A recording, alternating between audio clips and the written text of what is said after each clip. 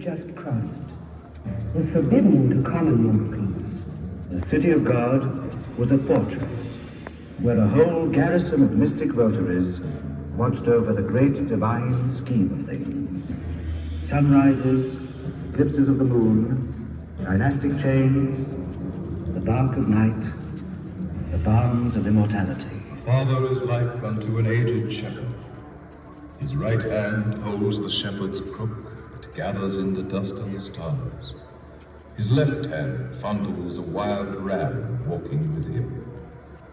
He is the God of the first day. It is he who is called Ammon.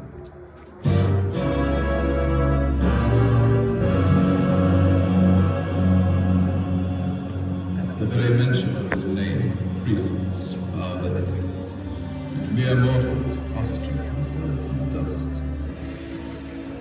Sometimes Ram and God blend together, and the curly brown sphinx can be seen leading the flock, like this one. The sculptor has fashioned in multiplicity the god called Karnak.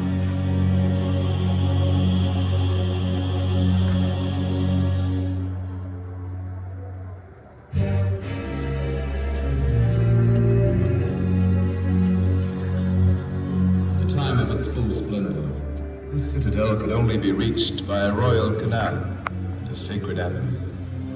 The pharaoh, aboard his barge of glory, could moor here, welcomed on the holy quayside in the shade of the sycamores by the pontiff and his numberless retinue of priests with their feather fans.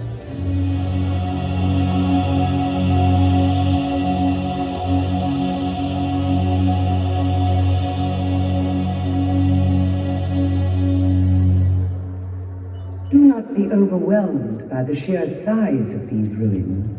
The citadel that arose here was not designed on the scale of men, but on the grand scale of God, from whom all things flowed.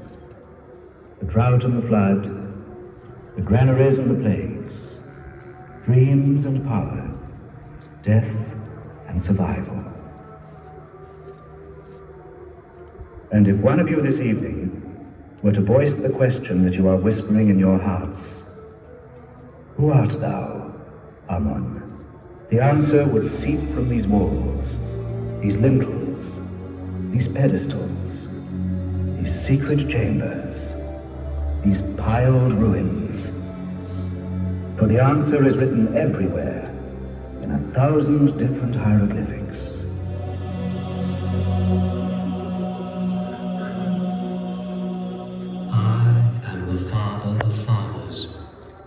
The mother of mothers, and the bull of the seven celestial kine. I open my mouth to speak in the midst of silence. I cause to be that men should have a path on which to tread. I open the eyes of all that they might see. My right eye is the day. My left eye is the night. And the waters of the Nile spurt from my sandals.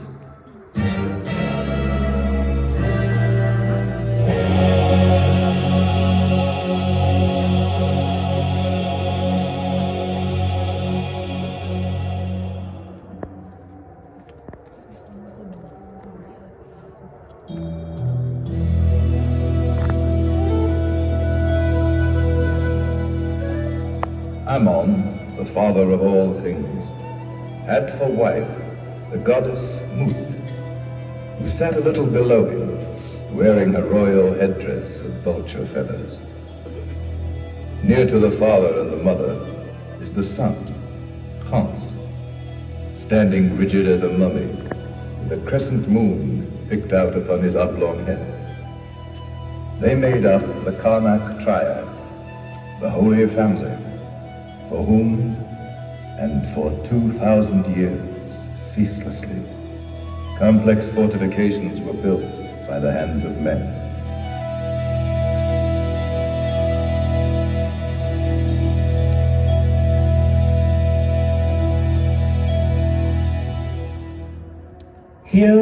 In this place, I, Seti, built the resting place for the holy barks beside the avenue. It is made up of 3 contiguous sandstone chapels. The chapel of Ammon's bark is in the center. The chapel of Holmes is to the east. The chapel of Mut to the west. I believe this edifice is worthy of Ammon, and worthy long to bear witness to the glory of Seti II. I,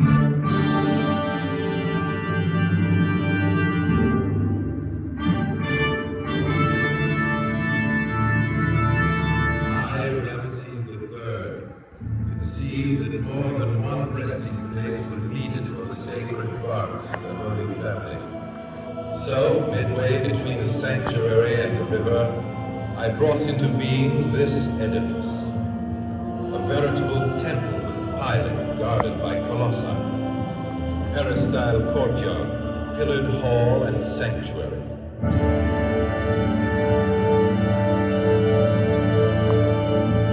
I, Tutankhamun, the youthful pharaoh who re-established Ammon in all his power and glory after the treachery of my brother, I have left behind